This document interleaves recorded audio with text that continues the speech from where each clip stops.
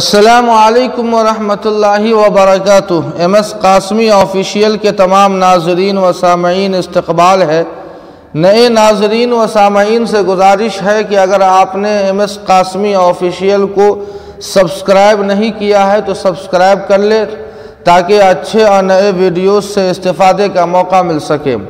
ناظرین کرام، 15 شعبان المعظم کی رات جسے شب برات کہا جاتا ہے، اس رات میں کتنے خرافات اور بدعات انجام طے پاتے ہیں، ہم سبھی اس سے واقف ہیں۔ شب برات میں ایک عمل اور ہوتا ہے اور وہ عمل ہے قبرستان جانا۔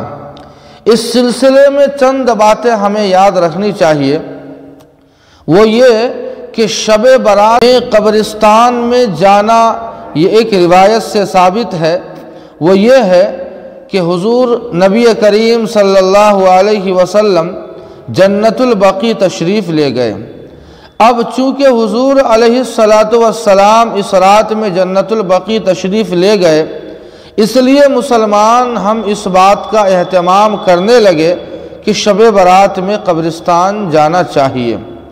لیکن ایک بات ہمیشہ یاد رکھنی چاہیے کہ جو چیز نبی کریم صلی اللہ علیہ وسلم سے جس درجے میں ثابت ہو، اسی درجے میں اسے رکھنی چاہیے، اس سے اس چیز کو آگے بڑھانی نہیں چاہیے۔ لہٰذا ساری زندگی آپ صلی اللہ علیہ وسلم سے ایک مرتبہ جنت البقیع جانا ثابت اور مروی ہے کہ آپ شب برات میں جنت البقیع تشریف ایک مرتبہ لے گئے۔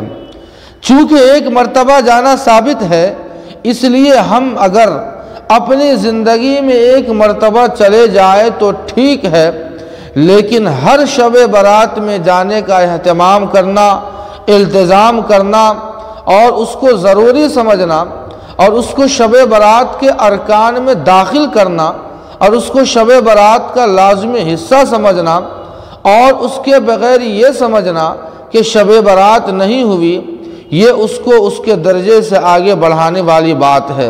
لہٰذا اگر کبھی کوئی شخص اس نقطۂ نظر سے قبرستان چلا گیا کہ نبی کریم صلی اللہ علیہ وسلم تشریف لے گئے تھے، میں بھی آپ کی اتباع میں جا رہا ہوں، تو انشاءاللہ اجر و ثواب ضرور ملے گا۔